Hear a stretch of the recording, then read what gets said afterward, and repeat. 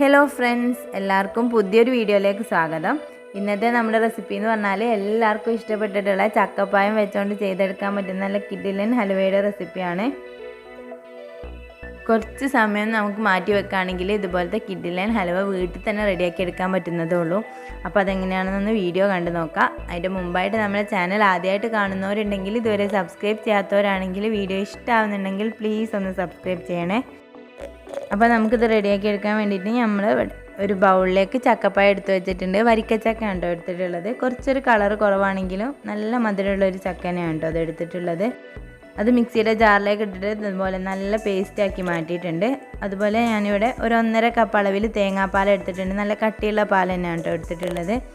അതുപോലെ കുറച്ചൊരു ശർക്കര പാനിയും കൂടി എടുത്ത് വെച്ചിട്ടുണ്ട്. ഒരു 3 ശർക്കര ജസ്റ്റ് കുറച്ച് 1/4 കപ്പ് വെള്ളം ഒഴിച്ചിട്ട് നല്ലപോലെ അലിയിച്ചെടുത്തിട്ടുള്ളതാണ്. ഇനി നമുക്കിതുപോലെ ഒരു അടി കട്ടിയുള്ള ഒരു നോൺ സ്റ്റിക്ക് പാൻ എടുത്തിട്ട് അടുപ്പിൽ വെക്കാം. നോൺ സ്റ്റിക്ക് പാൻ എന്ത് പാൻ വേണമെങ്കിലും ഒന്ന് അടുപ്പിൽ വെച്ചതിന് ശേഷം അതിലൊരു 3 ടീസ്പൂൺ അളവിൽ നെയ്യ് ഒഴിച്ച് കൊടുക്കാം. ഇതിലേക്ക് നമ്മൾ റെഡിയാക്കി വെച്ചിട്ടുള്ള ചക്കൻ്റെ മിക്സ്, ആ പ്യൂരിയിലെ അതുപോലെ ചേർത്ത് കൊടുക്കാം. അപ്പോൾ നല്ലപോലെ ഒന്ന് വഴറ്റിയിട്ട് എടുക്കാം. ജസ്റ്റ് അതൊന്ന് വഴന്നിട്ട് ജസ്റ്റ് ഒന്ന് കട്ടിയായി വരുന്ന ആ ഒരു ടൈമിന് നമുക്കിതിലേക്ക് കുറച്ചൊരു 2-3 ടീസ്പൂൺ അളവിൽ കോൺഫ്ലോറിൻ്റെ പൊടിയാണ് കേട്ടോ ഞാൻ ഇവിടെ യൂസ് ചെയ്തിട്ടുള്ളത്. അതൊന്ന് വെള്ളത്തിൽ മിക്സ് ചെയ്തിട്ട് ചേർത്ത് കൊടുക്കാം. അപ്പോൾ നിങ്ങൾക്ക് ഇതിന് പകരം മൈദപ്പൊടിയോ അരിപ്പൊടിയോ ഗോതമ്പ് പൊടിയോ ഏത് പൊടിയും യൂസ് ചെയ്യാം. ഞാൻ ഇവിടെ കോൺഫ്ലോർ മിക്സ് ചേർത്തുന്നുള്ളൂ. അപ്പോൾ അരിപ്പൊടി ആണെങ്കിലും പ്രശ്നമില്ല, അതുപോലെ മൈദപ്പൊടി ഒന്നാണെങ്കിലും പ്രശ്നമില്ല കേട്ടോ. കോൺഫ്ലോർ നല്ല സോഫ്റ്റ് ആയിട്ട് കിട്ടും. മൈദ ഗോതമ്പ് പൊടിയൊക്കെ ചേർക്കുമ്പോൾ ഒന്നും കൂടി ഒരു ഹാർഡായിട്ട് കിട്ടും, അത്രേ ഉള്ളൂ കേട്ടോ.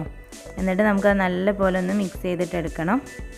അപ്പോൾ അതും നല്ലപോലെ ഒന്ന് മിക്സ് ചെയ്തിട്ട് ഒന്ന് കുറുകി വരുന്ന സമയത്ത് നമുക്കിതിലേക്ക് റെഡിയാക്കി വെച്ചിട്ടുള്ള ശർക്കര പാനി ചേർത്ത് കൊടുക്കാം. ഞാനിവിടെ ഒരു 3 ശർക്കരൻ്റെ പാനി, മധുരമൊക്കെ അത്യാവശ്യം കറക്റ്റായിരുന്നു. 3 ശർക്കര എടുത്തിട്ടാണ് കേട്ടോ പാനിയാക്കിയിട്ടുള്ളത്. അപ്പോൾ അത് നല്ലപോലെ ഒരു കട്ട പിടിച്ച പോലെ ഉണ്ടാവും. പക്ഷേ അത് നല്ലപോലെ ജസ്റ്റ് മിക്സ് ചെയ്ത് കൊടുക്കുമ്പം നല്ലപോലെ കട്ടൊക്കെ പോയിട്ട് റെഡിയായിട്ട് കിട്ടും കേട്ടോ. ഇപ്പോൾ നല്ലപോലെ മിക്സായിട്ട് കിട്ടിയിട്ടുണ്ട്. ഇടയ്ക്ക് നമ്മൾ ചക്കൻ്റെ ഒന്ന് അരയാത്ത ഒരു മിക്സൊക്കെ കാണുന്നുണ്ടോ, ചെറുതായിട്ട്. പ്രശ്നമൊന്നുമില്ല. ഇനി നമ്മളിതിലേക്ക് 1-2 ടീസ്പൂൺ അളവിൽ നെയ്യ് ചേർത്ത് കൊടുക്കാം. ഇടയ്ക്കിടയ്ക്ക് നമ്മൾ ചേർത്ത് കൊടുക്കുമ്പോൾ അലുവേൻ്റെ നല്ലൊരു ടെക്സ്ചർ കിട്ടും. ഞാനിവിടെ ഓവറൊന്നും ചേർത്തിട്ടില്ല, ഒരു 2-3 ടീസ്പൂൺ ഇടയ്ക്കൊന്ന് ചേർത്തുന്നുള്ളൂ. അതിന് ശേഷം നമ്മളിതിലേക്ക് ചേർത്ത് കൊടുക്കുന്നത് നമ്മൾ റെഡിയാക്കി വെച്ചിട്ടുള്ള തേങ്ങാപ്പാലാണ്. അത് പകുതിയായിട്ട് ചേർത്ത് നല്ലപോലെ മിക്സാക്കി കൊടുക്കാം. അപ്പം ഫസ്റ്റ് ഞാനൊരു ഹാഫ് ചേർത്ത് ഇനി ഒന്ന് നല്ലപോലെ മിക്സ് ആയതിന് ശേഷം ബാക്കി ചേർത്തതാണ് കേട്ടോ. അപ്പോൾ അത് നല്ലപോലെ മിക്സായി കിട്ടിയിട്ടുണ്ട്. ഇനി നമുക്ക് ബാക്കിയും കൂടി ഒന്ന് ചേർത്തിട്ട് നല്ലപോലെ മിക്സ് ആക്കിയതിന് ശേഷം ഒന്ന് കുറുക്കിയെടുക്കണം.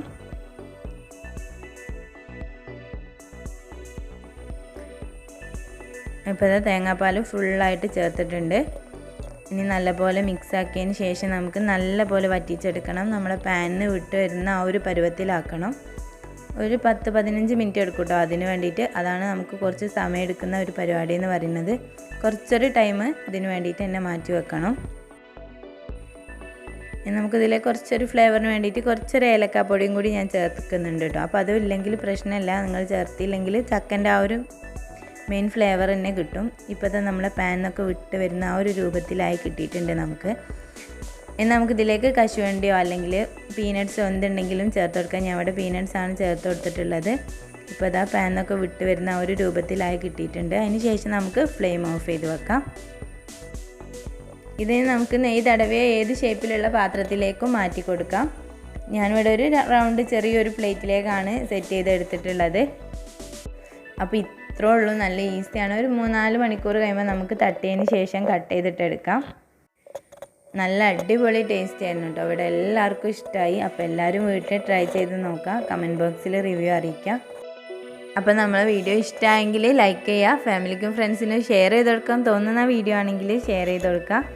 അപ്പോൾ നമ്മുടെ ചാനൽ ആദ്യമായിട്ട് കാണുന്നവരുണ്ടെങ്കിൽ പുതിയ വീഡിയോസ് കാണാൻ വേണ്ടിയിട്ട് ചാനൽ ഒന്ന് സബ്സ്ക്രൈബ് ചെയ്ത് സപ്പോർട്ട് ചെയ്യുക. അപ്പോൾ അടുത്ത നല്ലൊരു വീഡിയോയിൽ കാണുന്നത് വരെ ബൈ. Thank you.